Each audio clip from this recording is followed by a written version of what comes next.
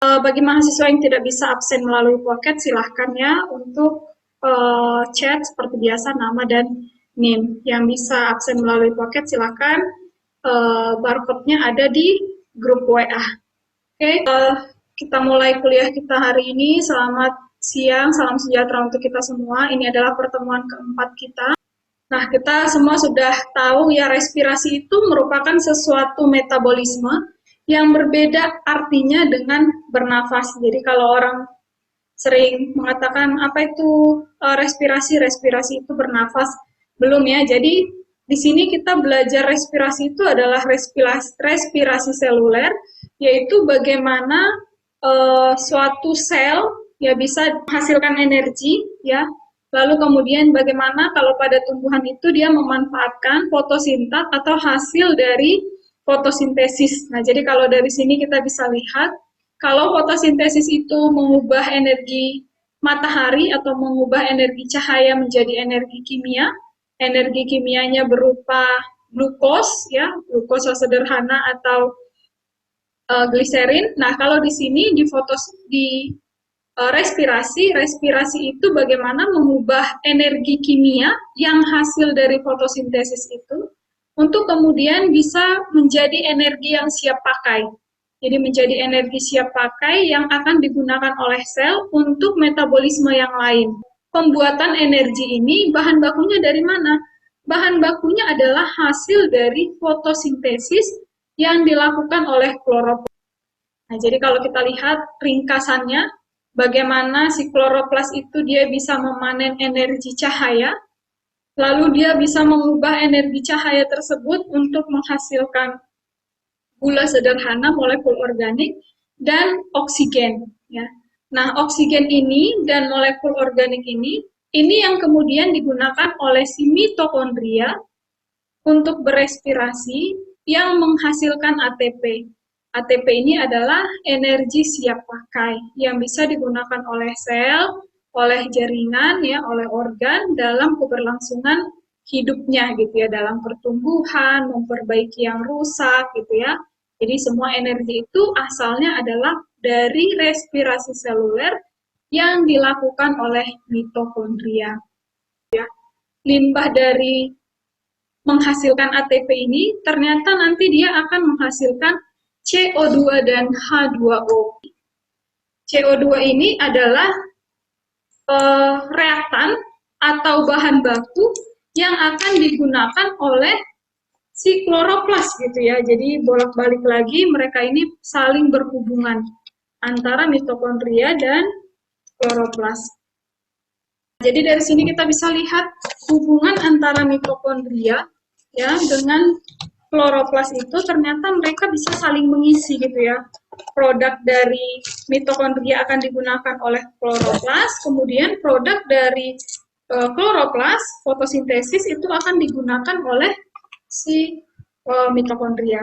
Jadi hasil dari fotosintesisnya yaitu molekul O2 tidak semua yang akan digunakan oleh mitokondria, tetapi sebagian akan dikeluarkan melalui stomata. Nah, itulah kenapa kita sangat membutuhkan tumbuhan sebagai penghasil O2 gitu ya.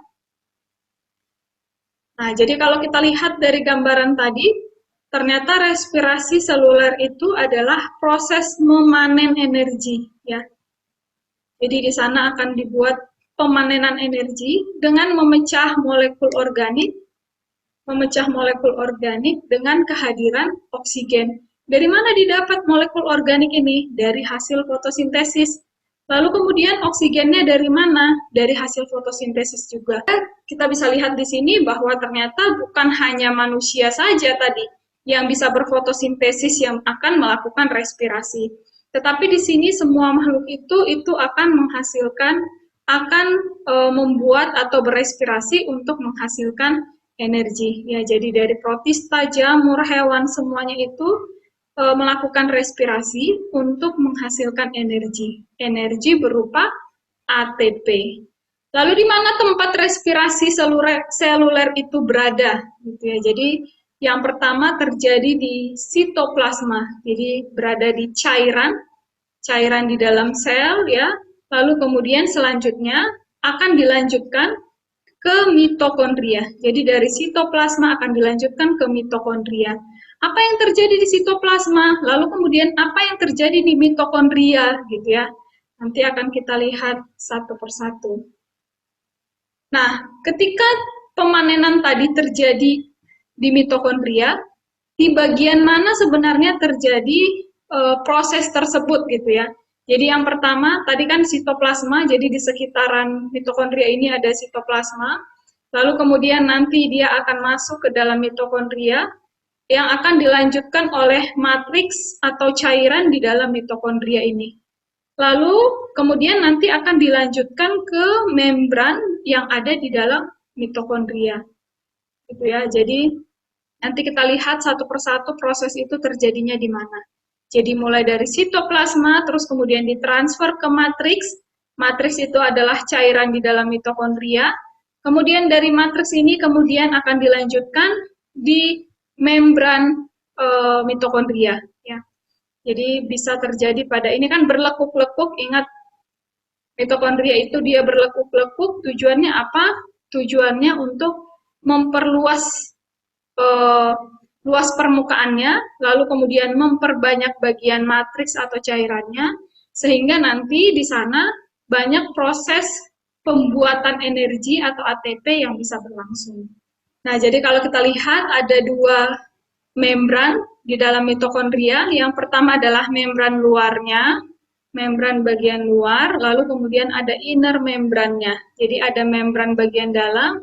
Nah, itu yang sebagai tempat mewadahi si bagian matriks. Nah, ini adalah matriks yang bentuknya agak kental gitu ya. Jadi tidak encer seperti air, tetapi tidak terlalu kental seperti jelly gitu. Jadi dia hanya agak kental saja. Terus kemudian ada kristal. Jadi di sini ada ruang-ruang yang dibentuk oleh lipatan-lipatan inner membran tadi gitu ya. Jadi ada ruang yang disebut sebagai krista. Itu kalau kita melihat struktur dari mitokondria. Lalu kemudian untuk apa sebenarnya energi itu digunakan gitu ya. Jadi mulai dari yang tadi dari tumbuh ya, baik itu bertambah tinggi, bertambah lebar, itu semua membutuhkan energi. Lalu kemudian juga digunakan untuk bereproduksi, mulai dari pembuatan gamet, pembuahan ya, pertumbuhan zigot, itu semua menggunakan energi. Lalu kemudian digunakan juga untuk aktif transport. Kemarin kita lihat bagaimana contohnya adalah potasium atau K+, nanti dia bisa tertransfer gitu ya.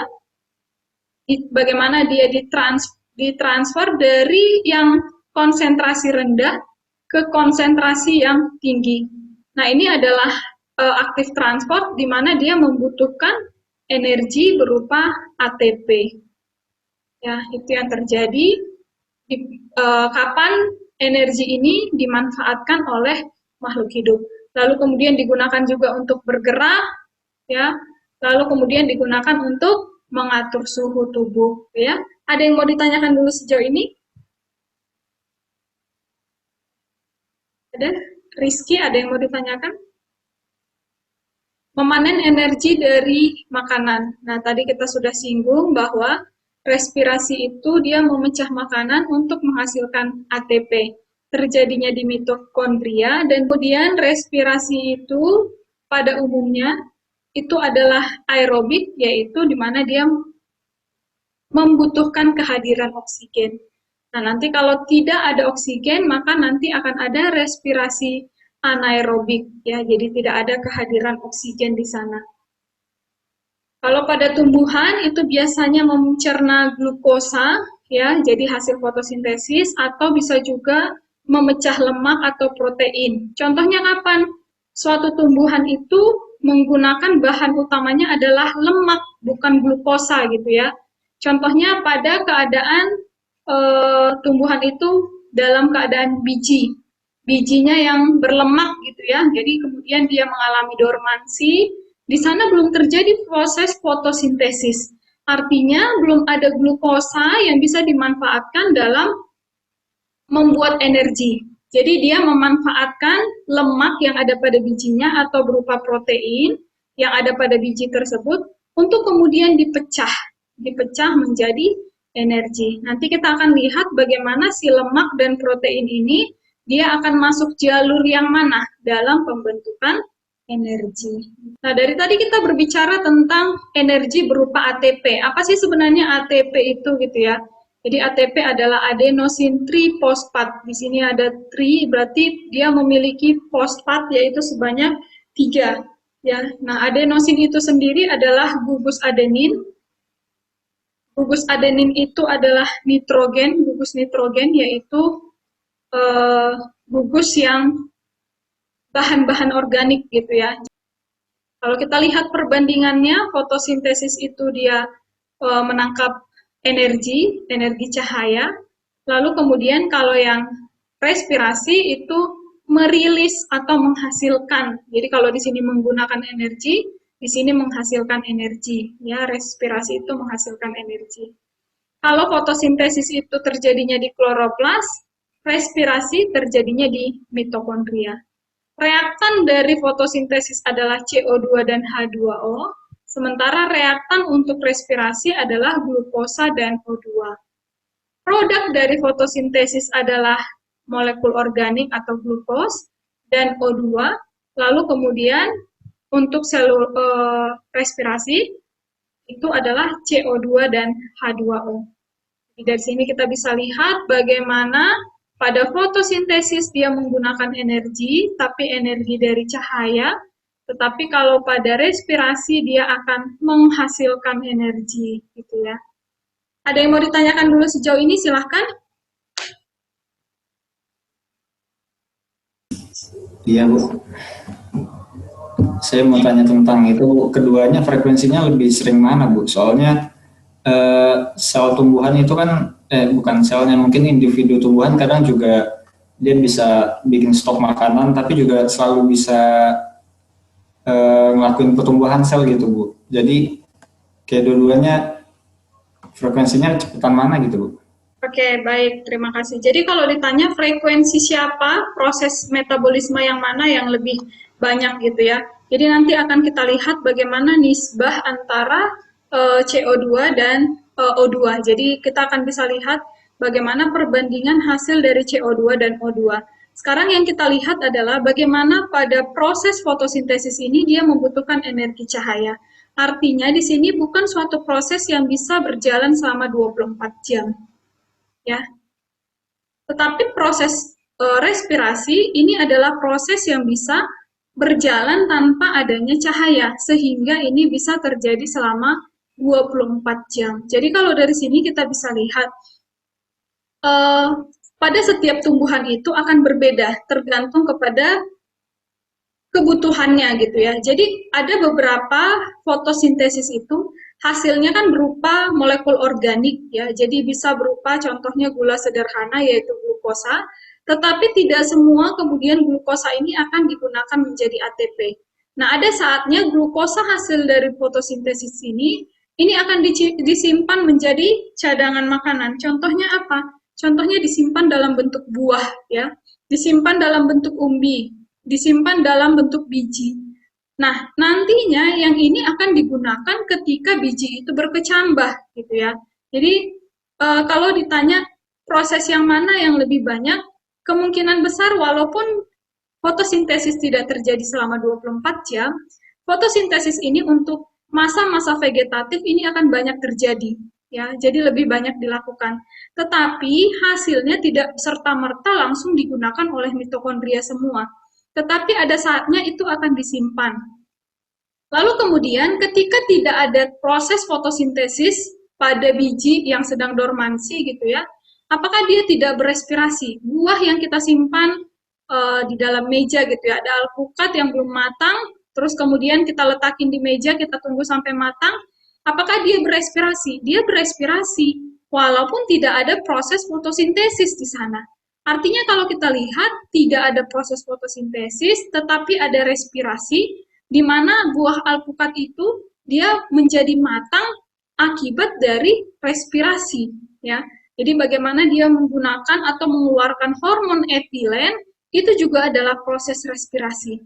Padahal tidak ada proses fotosintesis pada buah alpukatnya, gitu ya. Jadi pada setiap fase pada tumbuhan itu kita tidak bisa bandingkan siapa yang lebih banyak melakukan kegiatan ya fotosintesis atau respirasi.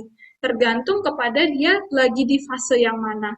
Apakah dia pada fase yang non aktif atau contohnya pada saat dia dormansi gitu ya, atau pada saat vegetatif.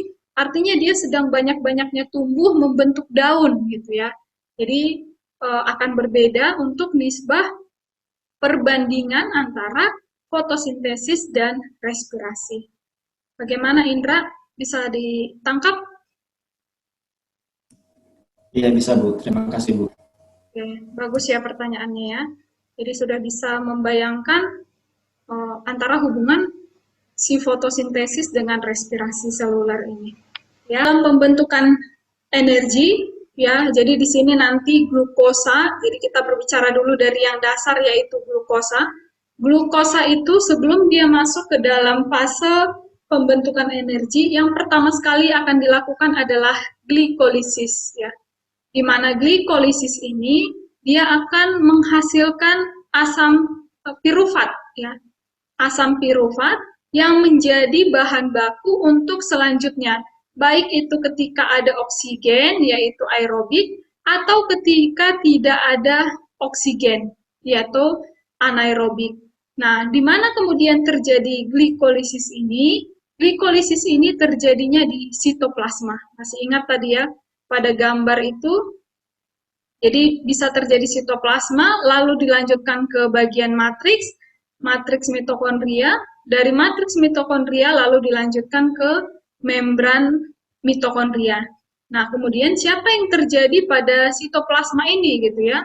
Sitoplasma yang terjadi adalah proses pembentukan bahan bakunya, glukosa tadi, di mana glukosa akan diubah menjadi asam pirufat di sitoplasma. Ketika ada oksigen, nanti dia akan masuk pada reaksi aerobik. Ya. Lalu ketika tidak ada oksigen, dia akan masuk ke tahap anaerobik. Nah, anaerobik ini ada dua, yaitu fermentasi alkohol, lalu ada fermentasi asam laktat. Nah, jadi kalau ditanya, apa saja tahap respirasi seluler? Yang pertama adalah glikolisis. Glikolisis ini apa? Untuk membentuk asam pirufat. Ya, jadi bukan glukosa langsung yang bisa masuk ke dalam mitokondria digunakan dalam siklus Krebs, bukan ya? Jadi harus diubah dulu menjadi asam pirufat. Lalu kemudian dilanjutkan oleh siklus Krebs yang berada di matriks, lalu kemudian lanjut lagi ke rantai transport elektron. Ya, jadi yang berada pada bagian inner membran, gitu ya. Nah, satu persatu dari tahap glikolisis terjadinya di sitoplasma, terus kemudian dia memecah glukosa. Ingat, glukosa itu C-nya ada 6, jadi 6C, untuk membentuk molekul berkarbon 3, jadi C3, ya, yaitu yang disebut sebagai pirufat atau asam pirufat. Nah, di sini dia membutuhkan energi dalam pembentukan glikolisis, yaitu dia butuh 2 ATP, lalu kemudian dia butuh 2 NAD, NAD+, lalu dia butuh 4 ADP untuk menghasilkan 2 ADP, 2 NADH, dan 4 ATP. Jadi kalau ditanya berapa ATP yang dihasilkan dari glikolisis, itu ada 2. Yang pertama dia pakai dulu sebagai reaktan, lalu kemudian dia hasilkan 4. Jadi 4 dikurang 2 adalah 2 ATP. Total akhirnya nanti. Jadi hasil akhirnya adalah 2 NADH dan 2 ATP. Kenapa 2 ATP? Karena 2-nya dipakai sebagai reaktan, gitu ya. Jadi sistem bayar muka. Gitu. Jadi dari sini kita bisa lihat glukosa itu berkarbon 6, 1, 2, 3, 4, 5, 6. Lalu kemudian dia akan dipecah menjadi pirufat yang berkarbon 3. Kalau 6 jadi 2 molekul berarti ada 2 pirufat. ya, 2 pirufat, di mana pada awalnya dia akan menggunakan 2 ATP di sini ya. Lalu dia juga butuh NAD. NAD ini kemudian nanti akan mengikat P sehingga nanti hasilnya adalah NADH. NADH juga merupakan energi ya. Lalu nanti di sini juga dia membutuhkan 4 ADP untuk menghasilkan 4 ATP. Jadi kalau ditanya berapa ATP yang dihasilkan dari glikolisis, ada 2 ATP. Karena 2 sudah dipakai sebagai energi awalnya, gitu ya di sini. Itu yang pertama. Nah, jadi seperti ini untuk sederhananya. 1 glukosa di sitoplasma itu akan dipecah menjadi molekul 3C yang bernama asam pirufat. Ya, jadi ada 2 asam pirufat yang berkarbon 3, lalu kemudian di sini dia akan menghasilkan 2 ATP, ya. Lalu kemudian akan menghasilkan 2 NADH. Jadi selain 2 pirufat yang dihasilkan pada glikolisis, dihasilkan juga 2 ATP dan 2 NADH, gitu ya. Nah, lalu kemudian glikolisis ini kita lihat tadi bahwa ada ATP yang digunakan di awal dan ada ATP yang dihasilkan. Nah, jadi fase ini dibagi menjadi 2 fase, yaitu fase investasi energi atau penggunaan energi, lalu kemudian ada fase yaitu pembayaran energi. Jadi fase investasi tadi itu adalah penggunaan si ATP ini tadi, lalu kemudian fase pembayaran ATP itu adalah bagaimana pada glikolisis ini dihasilkan 4 ATP gitu ya. Jadi dibagi 2 untuk fasenya, ini untuk glikolisis. Ketika hasil fotosintesis itu tidak digunakan sebagai substrat respirasi, dia itu bisa digunakan atau dialihkan untuk membentuk yang lain. Contohnya pada fosfoenol pirufat, ini boleh saja tidak dilanjutkan ke pirufat, tetapi dibentuk asam sikimik, di mana asam sikimik ini nanti dia bisa membentuk alkaloid, flavonoid, lignin gitu ya. Nah ini lignin ini adalah berupa lemak, lapisan lemak, lalu kemudian alkaloid ini adalah metabolit sekunder, flavonoid juga adalah metabolit sekunder. Nah ini bisa berupa aroma, bisa berupa warna gitu ya. Jadi dari pembentukan dari hasil fotosintesis tadi, tidak semuanya langsung serta-merta digunakan sebagai sumber atau bahan baku respirasi, tetapi ini bisa dialihkan. Ya, jadi bisa dialihkan, contohnya masih pada tahap glukos 6-fosfat, ini bisa dialihkan menjadi pentos fosfat atau CoA tadi, koenzim A, itu semua asalnya dari mana? Asalnya adalah belokan atau peralihan pembentukan pada hasil fotosintesis yang tidak digunakan untuk respirasi, tetapi digunakan untuk membentuk substrat-substrat yang lain, gitu ya. Jadi atau kemudian digunakan untuk membentuk hormon dari asetil-CoA ketika dia tidak masuk ke siklus Krebs, dia bisa ternyata membentuk giberelin, hormon giberelin. Atau dibentuk juga karotenoid atau zat warna pada daun, karotenoid berarti warna orange ya, atau bisa digunakan untuk membentuk sterol atau asam absisat. Asam absisat juga merupakan hormon gitu ya. Jadi dari sini kita bisa tahu siklusnya. Ketika kita mau supaya dia itu yang banyak dihasilkan adalah alkaloid, berarti mungkin kita bisa stop saja sampai di sini gitu ya. Supaya semua nanti masuk ke pembentukan asam sikimat, di mana asam sikimat ini nanti akan membentuk alkaloid. Nah, inilah nanti bioteknologi-bioteknologi yang kita bisa alihkan. Jadi kita bisa alihkan, saya mau si tumbuhan ini banyak menghasilkan alkaloid. Lalu kemudian pada siklus ini, gimana kita bisa merekayasanya gitu ya, supaya dia tidak masuk menjadi asetil-CoA yang digunakan untuk sumber di siklus Krebs. Gitu ya kira-kira. Nah, ada beberapa faktor yang mempengaruhi respirasi. Yang pertama faktor protoplasmik ya. Jadi ukuran dari si selnya, usia dari selnya, sel yang muda itu vakuolanya lebih kecil, lalu kemudian bagaimana kandungan-kandungan dari enzim yang terdapat pada si sel tersebut. Lalu kemudian ada faktor konsentrasi substrat. Substrat tadi baik berupa lemak, karbohidrat, dan protein. Semakin banyak, apakah respirasinya akan semakin tinggi gitu ya, tergantung lagi pada kehadiran O2. Lalu kemudian ada faktor lingkungan, yaitu suhu. Lalu ada cahaya. Kenapa suhu dan cahaya ini bisa berpengaruh? Karena ingat, ada banyak sekali tadi enzim yang berperan, ya. Nah, enzim-enzim ini dia bekerjanya sangat spesifik suhunya, itu sebabnya suhu juga berperan sangat penting.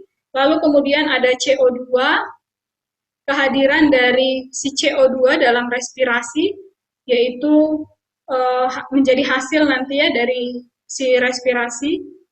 Lalu kemudian ada faktor lingkungan berupa air, karena nanti akan digunakan air juga untuk fotosintesis, lalu nanti hasilnya juga bisa berupa air. Lalu kemudian ada faktor yang lain, yaitu zat penghambat enzimnya. Bagaimana tadi banyak digunakan enzim, lalu kemudian adakah zat penghambat dari enzimnya. Jadi selain tadi kita bermain di siklusnya tadi, kita bisa bermain di enzimnya. Contohnya kita memperbanyak enzim X pada siklus yang ini tadi gitu ya. Di sini kita contohnya ada enzim X yang digunakan gitu. Terus ternyata ini kita kasih lebih banyak, kita suntikkan enzim X ini lebih banyak.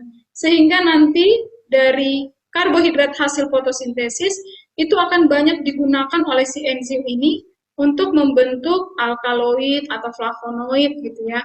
Jadi selain bermain di siklusnya ini, kita bisa bermain di enzimnya. Atau kita tidak mau kalau si tanaman ini menghasilkan alkaloid, sehingga enzim X ini kita kasih penghambatnya ya, supaya si enzim X ini tidak berikatan kepada fosfoenol pirufat, tetapi akan berikatan dengan penghambatnya tadi gitu ya. Contohnya kita berikan suatu penghambat sehingga dia berikatannya dengan penghambat enzimnya, bukan kepada fosfoenol piruvatnya, sehingga tidak dihasilkan alkaloid, flavonoid atau yang lainnya. Kalau dilihat aktivitas respirasi yang terbesar itu terjadi di kambium, ujung akar, ujung batang, jaringan yang muda, jadi jaringan-jaringan yang aktif membelah. Sementara yang rendah itu pada bagian yang dorman, contohnya biji yang sudah dipanen, dikeringkan, nah itu respirasinya sangat rendah. Lalu kemudian pada suhu rendah, makanya kenapa kita menyimpan buah di kulkas, supaya nanti enzimnya tidak aktif, kemudian enzim tidak aktif, aktivitas respirasi juga akan rendah. Lalu aktivitas respirasi juga rendah ketika kadar airnya juga rendah. Kenapa? Karena air itu merupakan pelarut pada setiap proses metabolisme. Oke, begitu. Ada yang mau ditanyakan? Silahkan.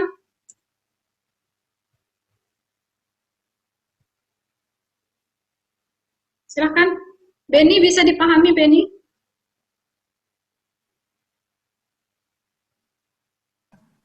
Agak bisa, tapi harus dibaca lagi. Ya, harus dibaca lagi ya. Jadi yang saya jelaskan tidak cukup ya. Jadi karena tadi banyak sekali siklusnya dan pasti ada titik di mana kalian blank, ngantuk ya. Jadi harus dibaca. Benar nggak, Ben? Sepanjang saya ngomong pasti ada titiknya kamu ngeblank atau ngantuk. Mayang, ada yang mau ditanyakan, Mayang? Sepertinya belum, Bu. Oke, belum. Jadi tolong ya, semua kalian harus berjanji baca bahannya dengan baik ya. Jadi mungkin saya nggak nanya tentang detail siklusnya, tapi mungkin saya tanya lebih ke aplikasinya, bagaimana ketika contohnya tidak ada asetil CoA-nya tidak terbentuk gitu ya. Jadi kalian harus tetap tahu rangkaian-rangkaian dari siklusnya, tapi lebih ke aplikasinya nanti gitu ya. Analisis, jadi bukan langsung plug, terlalu gampang kalau saya bikin soal, tuliskan siklus Krebs gitu ya, itu terlalu gampang, kalian tinggal hafal juga bisa. Tetapi yang penting adalah pemahamannya gitu ya. Oke, Fienza? Baik, Bu. Oke. Kalau tidak ada yang mau ditanyakan lagi, mungkin sekian kuliah kita hari ini ya.